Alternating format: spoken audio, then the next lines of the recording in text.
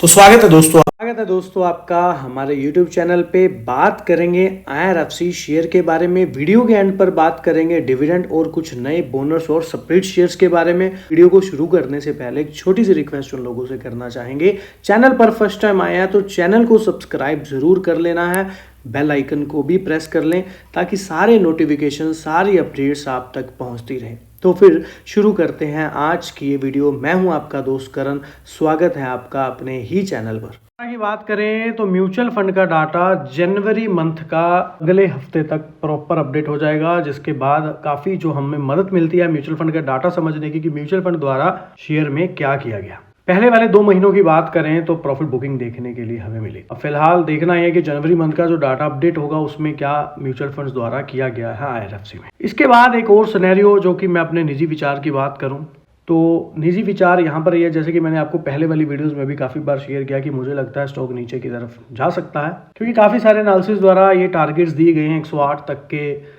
That's why एक वो भी बड़ा एक कारण है कि उसके लिए देखा जाए तो एक सेलिंग ट्रेंड बना हुआ है IRFC में काफ़ी समय से। नो डाउट लंबे समय के लिए स्टॉक तो अच्छा है ही, लेकिन इसके लिए गवर्नमेंट का सपोर्ट भी साथ में रहना बहुत ज़रूरी है। नीचे की तरफ जो व्यू है वो 106 से 102 की तरफ का बनता नजर आ रहा है। 108 का लेवल की बात करें तो मार्च से, अभी मार्च, अगला मार्च आने वाला हो गया, पिछले साल मार्च में 108 के करीब स्टॉक ने सपोर्ट लिया था और तब से स्टॉक बार बार ऊपर की तरफ कंसोलिडेट कर रहा है। काफ़ी समय उसने बिता दिया है, 1 साल होने को है। और तो और देखा जाए तो अभी फिलहाल फिर से स्टॉक लगभग 114-15 के ऊपर ट्रेड, 13 के ऊपर ट्रेड करता नजर आ रहा है। हो सकता है स्टॉक नीचे की तरफ 100-95-90 तक के लेवल भी दिखा दे और हो सकता है वहां से या उससे पहले एक बड़ा बैक बाउंस भी देखने के लिए मिल जाए। तो होम मार्केट में कभी भी कुछ भी सकता है, कुछ भी एक्यूरेट नहीं कहा जा सकता। मुझे ऐसा लगता है, मेरा निजी विचार है, मैं गलत भी हो सकता हूँ। आपको क्या लगता है आप भी बता सकते हैं। दूसरा पॉइंट यहाँ पर समझिए तो वो क्या बनता नजर आ रहा है, ट्रेंड। देखिए RSI में कोई प्राइस स्ट्रेंथ बनती नजर नहीं आ रही। MACD सिग्नल रेड होता नजर आ रहा है, जो कि बिरिश इंडिकेटर बनाता नजर आ रहा है। ट्रेंड लाइन मूवमेंट स्कोर की बात कर लें तो वो फिलहाल 35 से नीचे आ चुका है, यानी कि सेल ऑन राइज का ट्रेंड यहाँ पर चलता नजर आ रहा है according to trend line movement score data. Technical wise trend को समझे तो यहाँ पर साफ साफ है कि सेलर जो है बिरिश ट्रेंड देखने के लिए स्टॉक में मिल रहा है according to trend line movement score.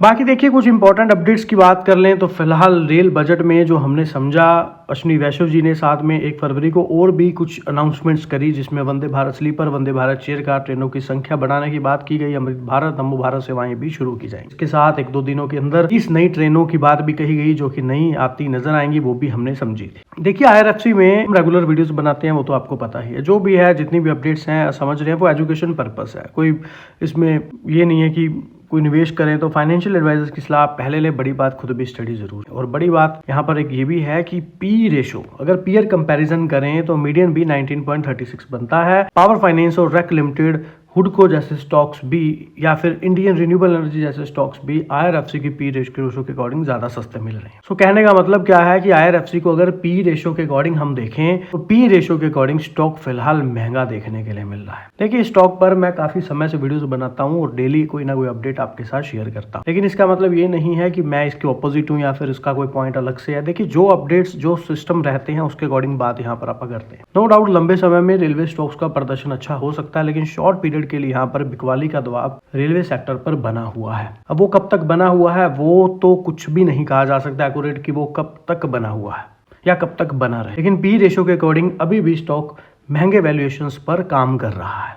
देखिए अगर रिवेन्यू की बात कर लें तो कंपनी कंटिन्यूसली, मतलब दिसंबर मार्च पूरा देख लें, मतलब 2025 पूरा देख लें, 4 क्वार्टर, तो एक अच्छा जो है 6723 से 69591 का हाई देखने के लिए मिला। मतलब 6661-6300 करोड़ से लगभग जो है 6700 करोड़ या 7000 करोड़ से करीब रिवेन्यू देखने के लिए मिला।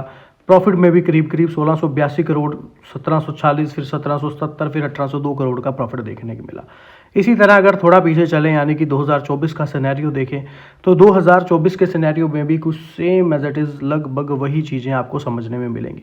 जैसे कि जून मंथ में 6915 देखने के लिए मिल रहा है, सितंबर मंथ में यहाँ पर 6900 सेल्स देखने के लिए मिल रही हैं, और प्रॉफिट में भी लगभग कोई बड़ा जंप लास्ट ईयर यहाँ पर कंपैरिजन में करें तो कोई बड़ा जंप देखने के लिए नहीं मिला।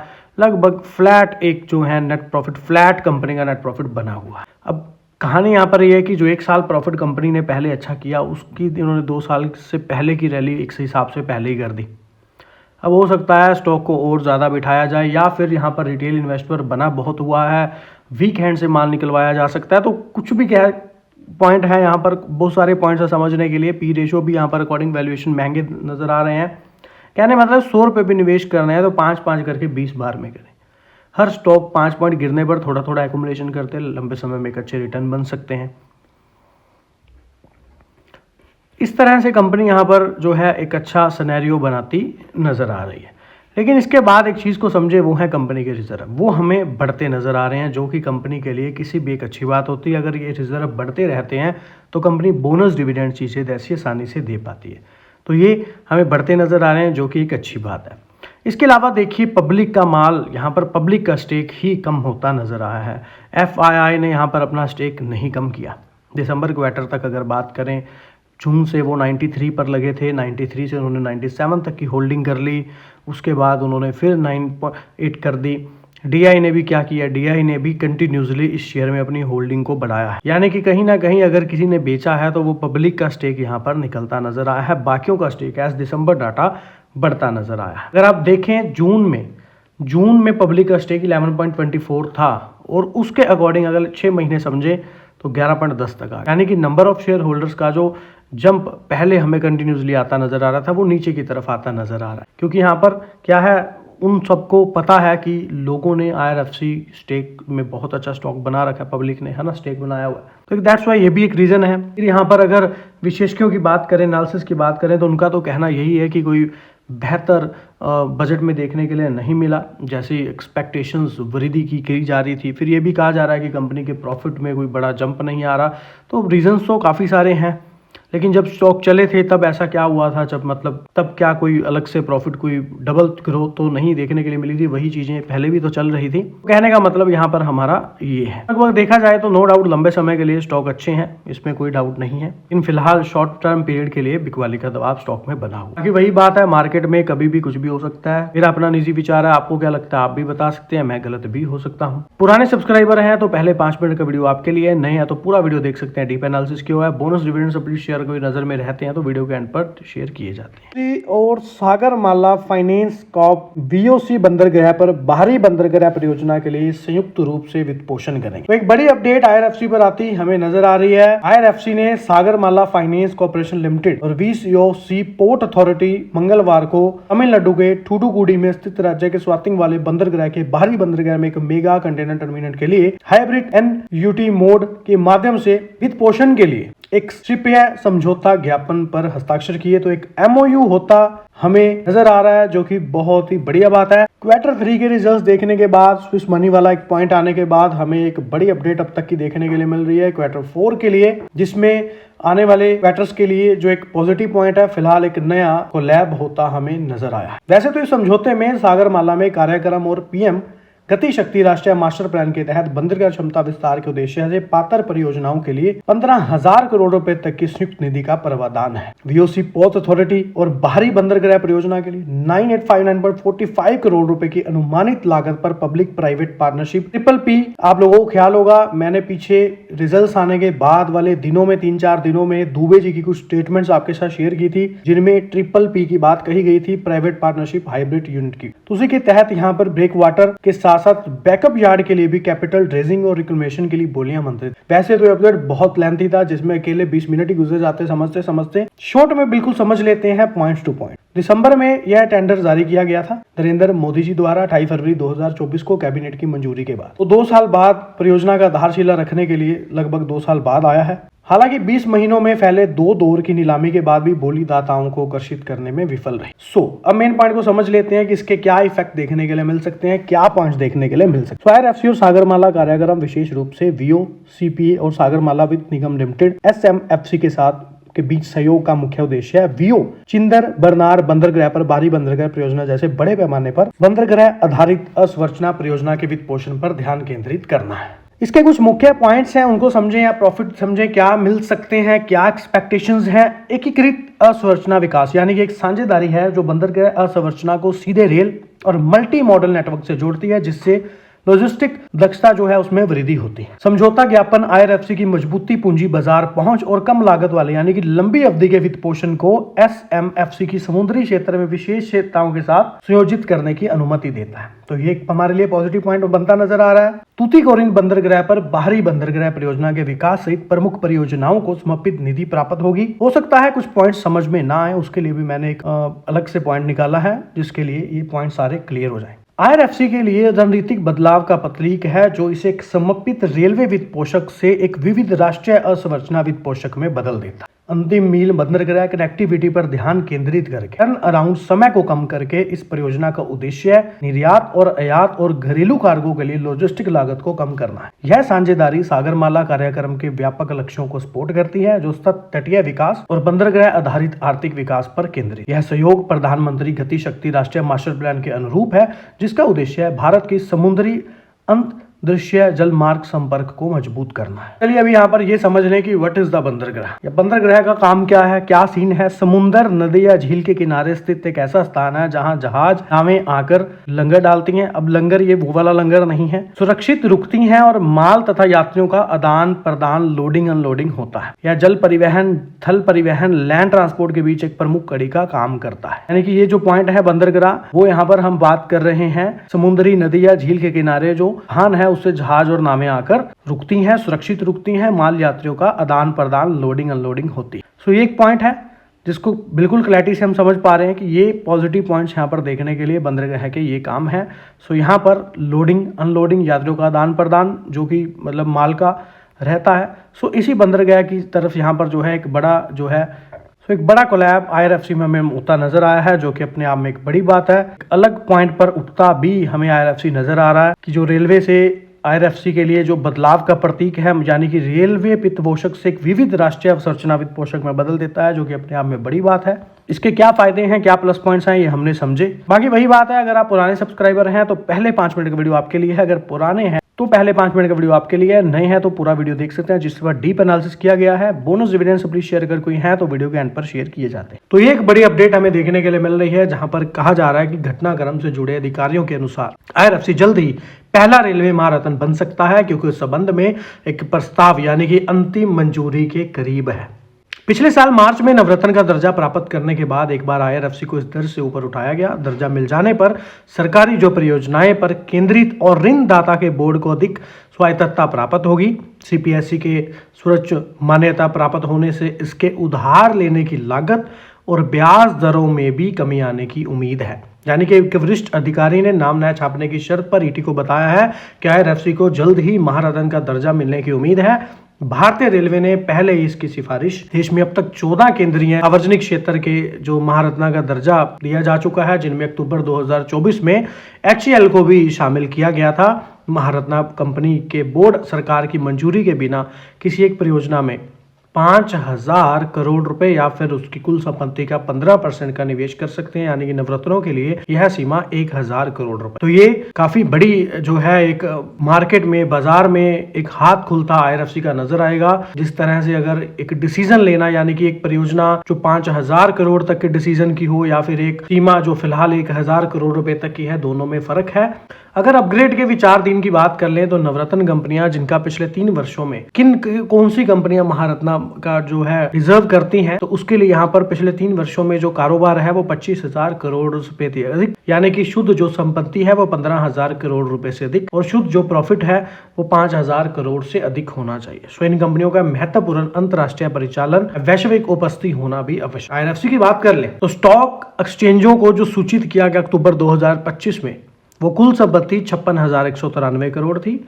कंपनी ने यह भी बताया कि 2025-26 की पहली छमाही में रेलवे से जुड़े क्षेत्रों जैसे कि रिन्यूएबल एनर्जी, ऊर्जा सहित ऊर्जा पावर स्टेशन, कोयला खनन और भी औद्योगिक अवसंरचना में 45,382 करोड़ के नए समझौतों को भी मंजूरी मिली। और IRFC ने ये भी स्वीकृतियां जो पिछले वित्त वर्ष में 5250 करोड़ की तुलना में 9 गुना अधिक है। सो कहने का मतलब आप लोग मेरा समझ पा रहे होंगे कि कंपनी ने वो सब चीज़ें दिखाई हैं जिसके लिए सरकार इन चीज़ों का मांगती है, जो कि पिछले 3 वर्षों का ये रिजल्ट रहना चाहिए। वही IRFC के पास करीब करीब बढ़िया यहाँ पर बना भी। ऑल ओवर समझे तो यहाँ पर वो सारे पॉइंट्स प्लस हैं, लेकिन पिछले महीने IRFC ने माल ढुलाई गलियारे के लिए भी विश्व बैंक से 10,000 करोड़ रुपए के विदेशी मुद्रा ऋण का पुनर्वितरण भी किया। तो ये सारे ही अपडेट्स जो हैं फिलहाल वो अपडेट्स हैं जो यहाँ पर गवर्नमेंट चाहती है कि इस महारत्ना जो स्टेटस है कंपनी को मिले अगर, तो उसके लिए जो भी कंडीशंस है फिलहाल यहाँ पर क्लियर है। इसी वजह से यहाँ पर पॉइंट जो रखा गया है वो यही रखा गया है कि अंतिम मंजूरी के करीब है।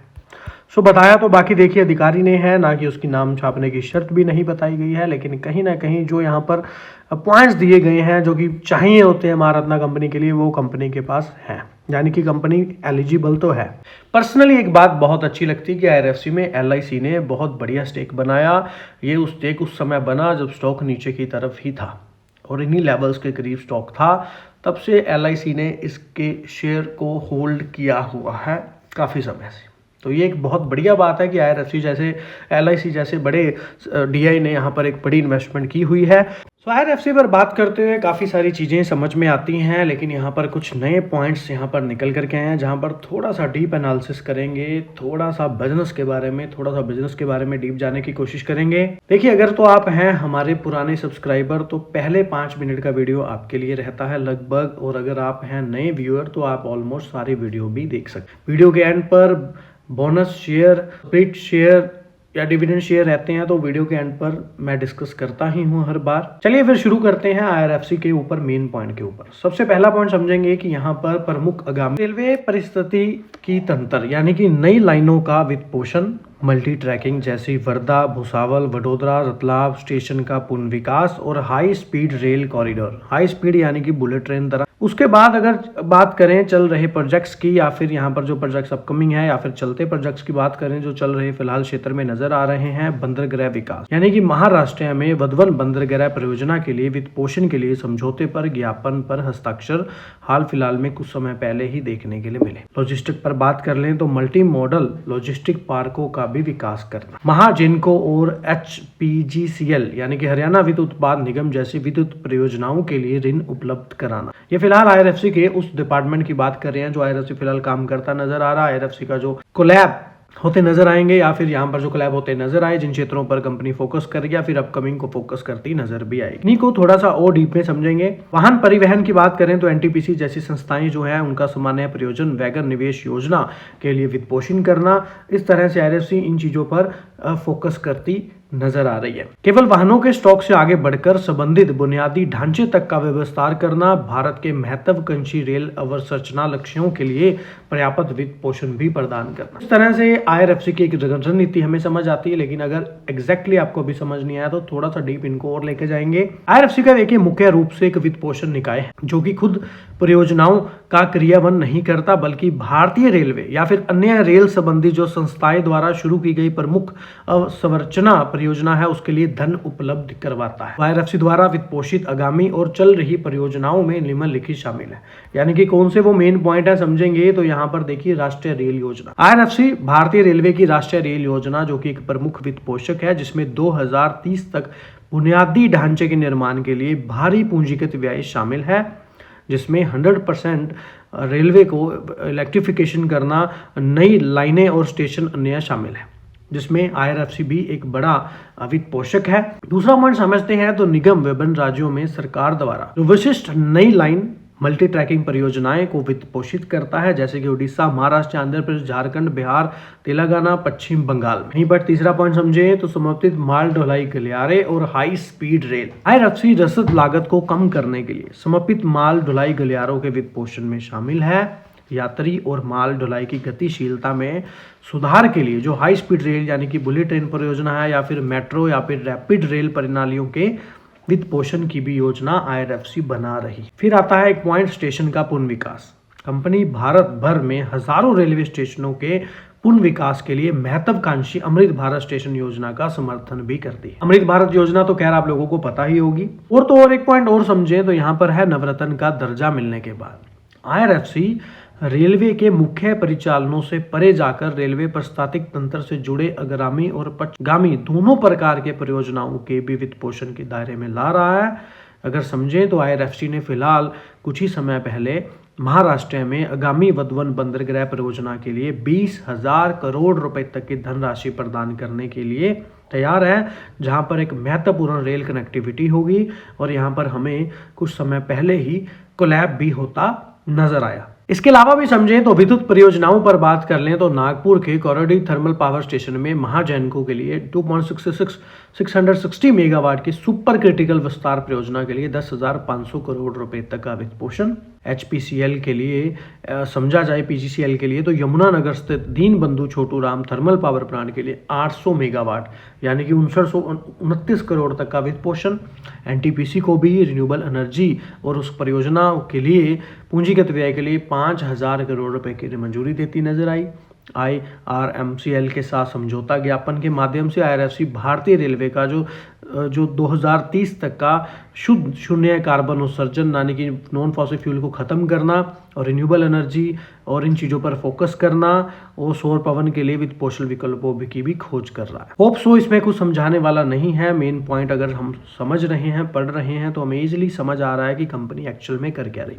इनमें कुछ प्रोजेक्ट्स ऐसे हैं जो हो चुके हैं, कुछ प्रोजेक्ट ऐसे हैं जो चल रहे हैं और कुछ प्रोजेक्ट ऐसे हैं जो आगे चल के इनके अमाउंट या फिर धीरे धीरे जो जितने समय का कोलैब हुआ है उसमें दिए जाएं। लेकिन समझें तो पूर्ण वित्त पोषण यानी कि IRFC सक्रिय रूप से चल रही परियोजनाओं के लिए जो मौजूदा फिलहाल लोन है, ऋण है, उनका पूर्ण वित्त पोषण में संलग्न है। जैसे कि अंगुल सुविधा रेलवे परियोजना के लिए 2539 करोड़ रुपए का वित्त पोषण ताकि अधिक शर्तें पेश की जाए। इस तरह से इन चीजों से हम समझ सकते हैं कि कंपनी यहाँ पर बड़ा फोकस कर रही है। मेन पॉइंट इसमें मुझे ये भी लगा कि नवरत्न के दर्जे के बाद कंपनी रेलवे के जो मुख्य परिचालन से परे जाकर जो रेलवे पारिस्थितिकी तंत्र से जुड़े यानी दोनों प्रकार की परियोजनाओं के दायरे में ला रहा है। ये जो पॉइंट है ये काफी बड़ा है।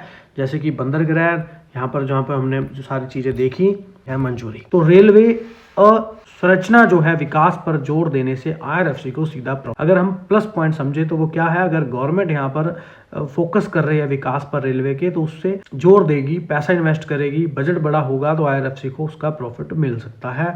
बड़े पैमाने की परियोजनाएं भी निरंतर मांग बनाए रखती हैं और कुछ लोगों द्वारा वर्तमान गिरावट को यानी कि IRFC में जो गिरावट हो रही है उसको एक आकर्षक प्राइस यानी कि अट्रैक्टिव प्राइस के रूप में देखा जा रहा है। लेकिन कुछ लोग है क्या नहीं है वो एक अलग पॉइंट है। आपका क्या व्यू है वो बहुत इंपॉर्टेंट रहे। और तो और दो तीन चीजों को और समझें तो देखिए फिलहाल कंपनी की बढ़ी हुई उधारी यानी कि वित्त वर्ष 26 के लिए 30,000 करोड़ रुपए से अधिक का पूंजीकरण का लक्ष्य है जो क्वार्टर 3 तक 60,000 करोड़ रुपए से अधिक हो जाएगा। अब कंपनी पूंजी इकट्ठा करेगी तो उसके बाद ही ब्याज पर पैसा चढ़ाएगी और फिर कंपनी का एक कम उधार लागत वाला सीन भी देखने के लिए मिल रहा है। यानी कि अभी फिलहाल कंपनी ने जापान के साथ जो एक बड़ा पीछे हमने कोलैब आपको बताया ही है, इतना बड़ा अमाउंट यहाँ पर लोन के लिए लिया, वो क्या है कि आकर्षक येन या USD का ऋण का उपयोग करना और उससे अपनी मार्जिन्स यानी कि जो ब्याज मार्जिन है उसको बढ़ाना और उसमें लगातार वृद्धि की उम्मीद।